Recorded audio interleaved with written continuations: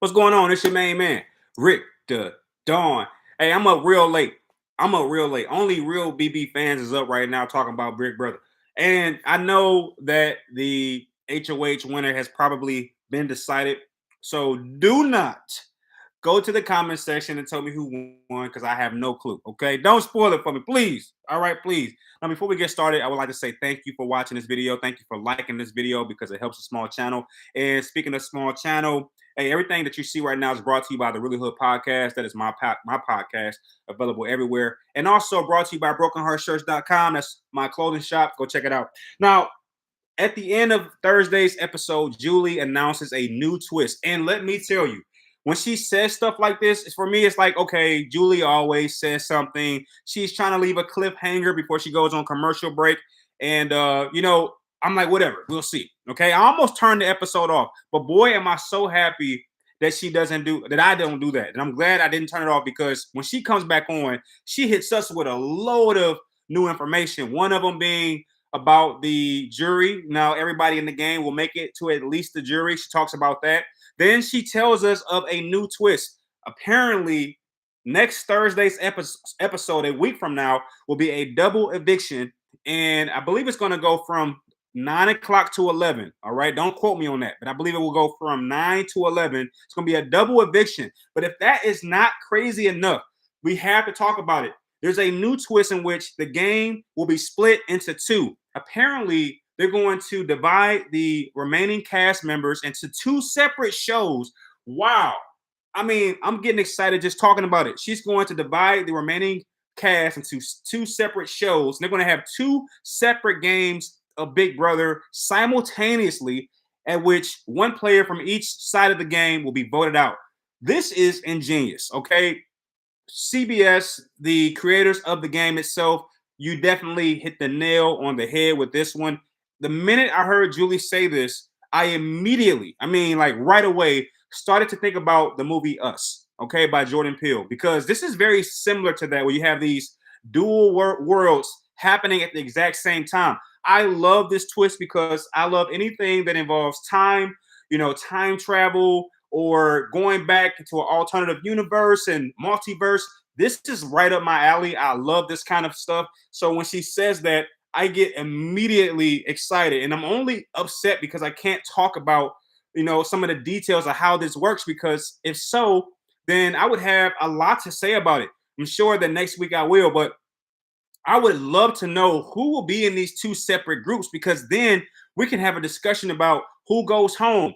This is going to be interesting because it will, in a lot of ways, help those individuals outside of the Leftovers Alliance. And it makes me wonder, did CBS decide to do this before the game started? Like, was this always going to happen? Or did they decide to do this after seeing how one-sided the game was? That is something I cannot tell from this vantage point, but it certainly makes me wonder, have they gotten to the point where they're like, hey, this game is just too one-sided, this Leftovers Alliance is going to wipe everybody out, let's give them a little bit of a challenge, and they just push the button and say, we're going to split the game into two.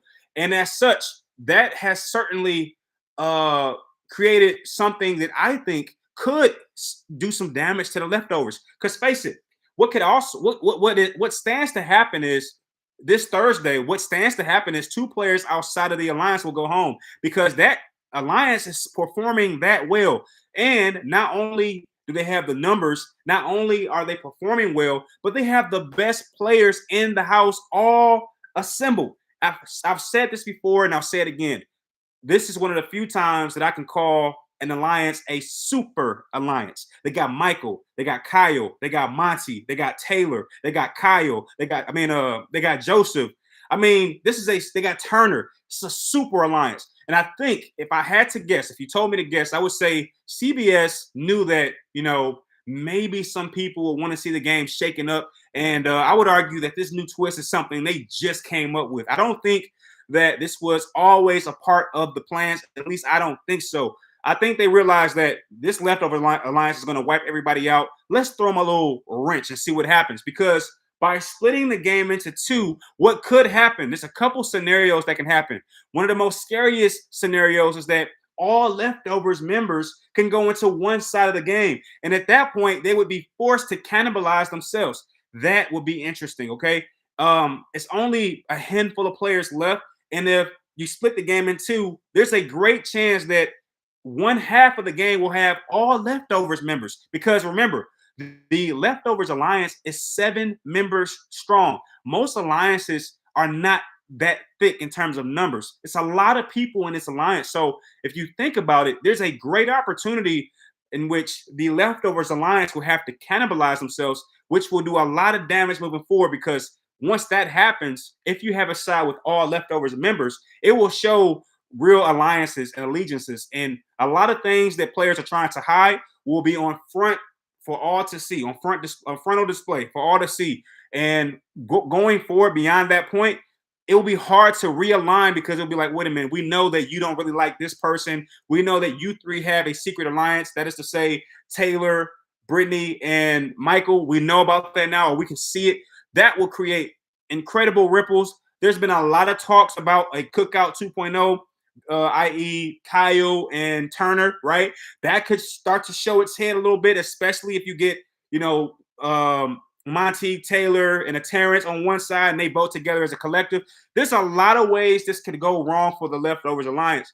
What I think will happen, if I had to guess, is that the numbers will be split evenly, where you won't have a side full of leftovers members. You'll have, maybe 4 on one side, 3 on the other, or 2 on one side, 5 on the other. One way or the other, there will be some room to vote somebody out. Now, what could also happen is that you might get 1 or 2 leftovers on one side of the house, in which they're outnumbered maybe 3-2, and then they won't have the numbers to keep themselves safe. So, I mean, one of the best things and one of the bigger reasons why I don't watch the live feeds a lot or at all, because I like to keep some suspense in the game.